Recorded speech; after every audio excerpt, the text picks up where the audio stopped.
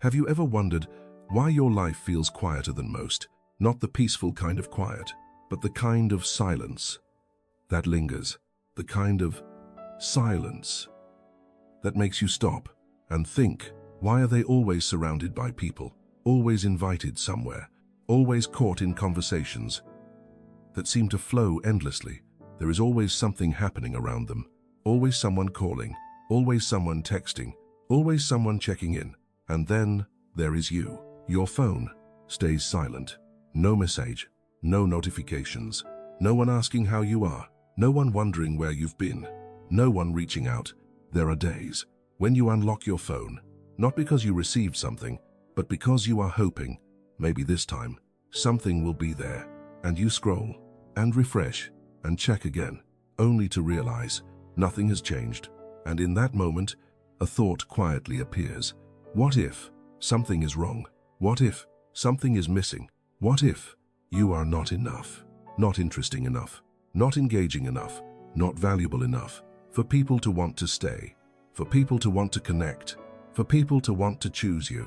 And then another thought follows. What if you are falling behind in something that seems so effortless for everyone else? You start comparing without even realizing it.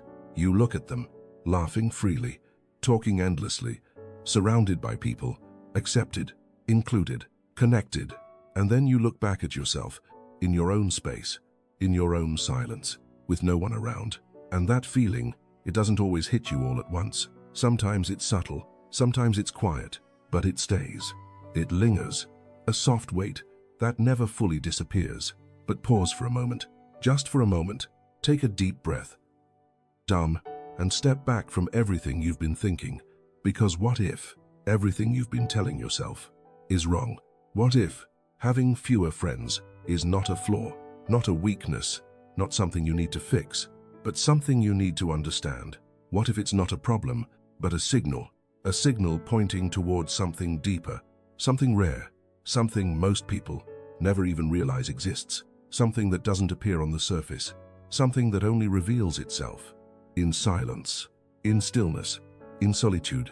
Today, we're going to look at this differently, because sometimes having fewer people around you doesn't mean you are alone. It means you are operating on a different level. It means you are not built for surface-level connections. It means you are not here to live the same way everyone else does and stay until the end, because the final realization might completely shift how you see your life, how you see your silence, and most importantly, how you see yourself. Long before any of us, some of the greatest minds already understood this. Albert Einstein once admitted that he needed solitude, not occasionally, but consistently, to think, to process, to understand the world deeply. He needed silence to protect clarity, because when the world becomes too loud, the mind becomes crowded. And when the mind is crowded, it cannot see clearly, it cannot go deep, it cannot create. Before him, Marcus Aurelius wrote something simple but powerful. A man who finds peace within himself will never truly be alone, not because he has people, but because he has himself. Epictetus reminded us that we must be extremely careful with who we allow into our lives, because the wrong people, the wrong environment, the wrong energy can slowly destroy us without us even noticing. And Seneca said something that most people ignore. It is better to walk alone than to walk with a crowd that is heading in the wrong direction. So if people like them, people who saw deeper than most, people who understood life at a different level, found strength in solitude, then maybe, just maybe, your quiet life is not something to fix, but something to understand. Maybe your silence is not emptiness, but direction. Maybe your path is not wrong, but simply different. And to truly understand that, we have to go deeper, not into the world, but into ourselves. The first truth: depth cannot exist in shallow environments. Think about a moment when you tried to talk about something real, something meaningful, not small talk, not entertainment, not surface-level conversation, but something deeper, a real thought, a real question, a real perspective, something that actually mattered. And what happened? The conversation shifted. They changed the topic. They laughed it off. They didn't engage. They didn't understand. And just like that, the moment disappeared. The connection never formed, not because you were wrong, but because you were speaking from a different depth. You were operating on a different level. And that creates a gap, a disconnect, a feeling that you don't belong there. But what if that feeling is not rejection, but recognition? Recognition that you are not meant for that environment. Maybe it's not that you don't fit. Maybe it's that the space was never built for someone like you. Marcus Aurelius once said, "The soul becomes colored by the thoughts it repeatedly holds." So if your thoughts are deep, your awareness is deep, your perception is deep, then, naturally, you will struggle to connect with what is shallow. Most people connect quickly, not because they are more capable, but because they don't require depth. They don't need meaning. They don't need substance. They just need presence. They just need noise. They just need to not feel alone. But if you are someone who needs honesty, depth, real understanding, a connection that actually matters, then you will not connect easily. And that is not a flaw. That is evidence that you have standards, that you are selective, that you are not willing to accept empty connections, that you exist on a different frequency. And that frequency is rare. And when something is rare, it cannot be everywhere. The second truth, solitude, is not emptiness. It is training. And most people never realize that because they never stay in it long enough. Ask yourself something honestly. Why do so many people struggle to be alone? Why do they constantly reach for their phone? Why do they always need something playing, something talking, something distracting them? It's not because they hate silence. It's because silence reveals too much. Silence is a mirror, and not everyone is ready to look into it. Because when everything becomes quiet, there is nothing left to escape into. No noise to hide behind. No conversation to distract you. No validation to lean on. There is only you and your thoughts and your emotions and the questions you've been avoiding, the doubts you've been pushing away, the things you never had time or courage to face. And that is why so many people run. They run into conversations. They run into relationships. They run into constant stimulation, not because they love it, but because they fear what happens when everything stops. They are not chasing connection. They are escaping confrontation, the confrontation with themselves. But if you can sit in that silence, if you can remain still, in a quiet room, no phone, no music, no distraction, and still feel grounded, still feel present, still feel okay, then you are doing something most people cannot do. You are facing yourself. You are understanding yourself. You are building something internal that does not depend on anyone else. And that is power. Not the loud kind of power, not the visible kind, but the kind that holds, even when everything else disappears. Epictetus once said, "If you want to improve, be willing to be misunderstood, because the moment you step away from what everyone else is doing, you will look different. And when you look different, people will question you. They will label you. They will misunderstand you. They might call you distant, cold, disconnected, strange. But what they don't see is what you are building. They don't see the discipline. They don't see the awareness. They don't see the strength. That comes from being able to stand alone without collapsing. You are not isolating yourself. You are refining yourself. You are removing the noise so you can finally hear what actually matters. You are learning to be at peace without needing constant input. You are learning to exist without needing validation.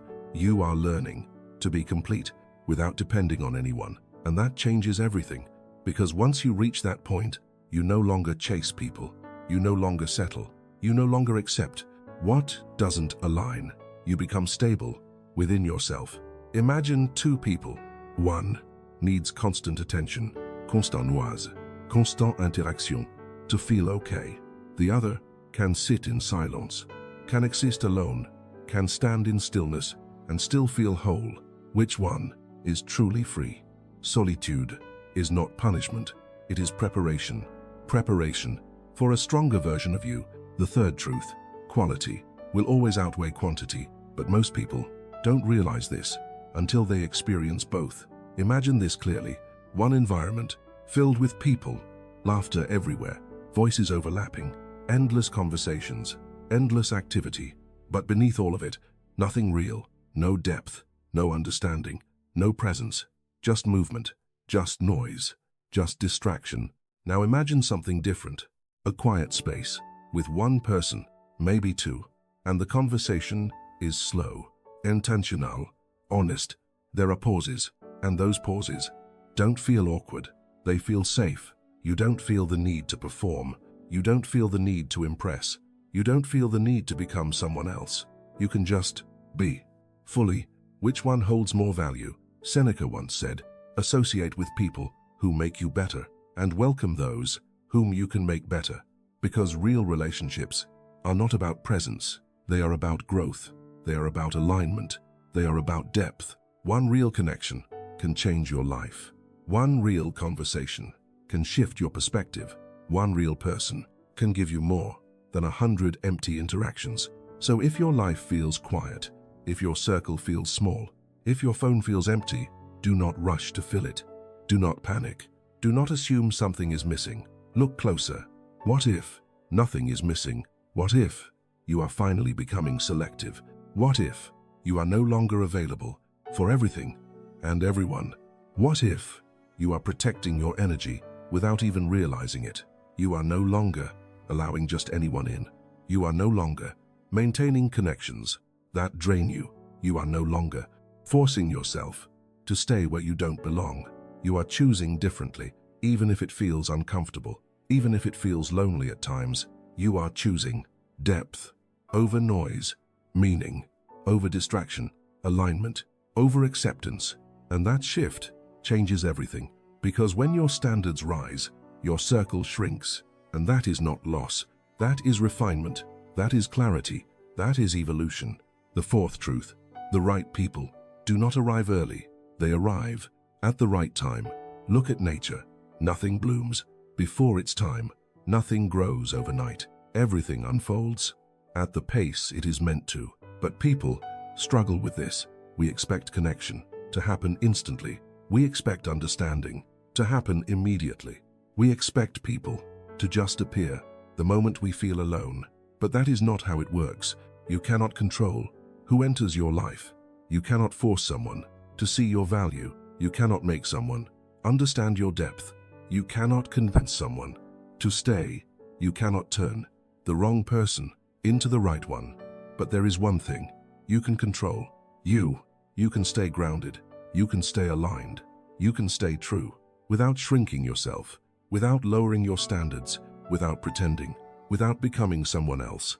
And when you do that, something powerful happens. You become clear, and clarity attracts clarity. You become a signal, and the right people recognize that signal, not instantly, not loudly, but gradually, naturally, inevitably. They will see you, they will understand you, they will resonate with you, because they are built the same way. But if you hide yourself, if you dilute yourself, if you blend in just to be accepted, then the people meant for you will never find you. But if you stand firm, even when it's quiet, even when it's uncomfortable, even when it feels like no one is there, you are creating something rare. You are creating clarity, and that clarity allows the right connections to form. So what does it really mean to have fewer friends?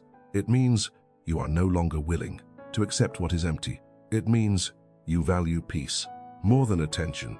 It means you choose direction over distraction. It means you would rather walk alone than walk the wrong path. And that is not weakness. That is strength. You are not lacking. You are choosing. You are not behind. You are ahead. Because most people never reach this point. The next time you feel that silence, that emptiness, that space around you, do not panic. Do not rush to fill it. Sit with it. Understand it. Because within that space, something is forming. Something is growing. Something is aligning. Deep individuals are rarely understood immediately. Real connection takes time. And the people who truly belong in your life will not arrive because you chased them. They will arrive because you became who you were meant to be. Use this time to build yourself, to strengthen your body, to expand your thinking, to understand your emotions, to develop your clarity. Let solitude become your foundation, not your fear. Because when the right people finally appear, they won't come to fix your loneliness. They will come to share your completeness. They won't ask you to change. They will recognize your depth because they carry it too. And those connections, rare, real, unshakable, are worth everything. If you made it this far, subscribe so you keep growing every single day. Like this video so more people can hear this message, and leave one comment. I choose quality over quantity. So you remind yourself you are on the right path, and before you leave, choose the next video, because it might not just change the way you think, but the way you live.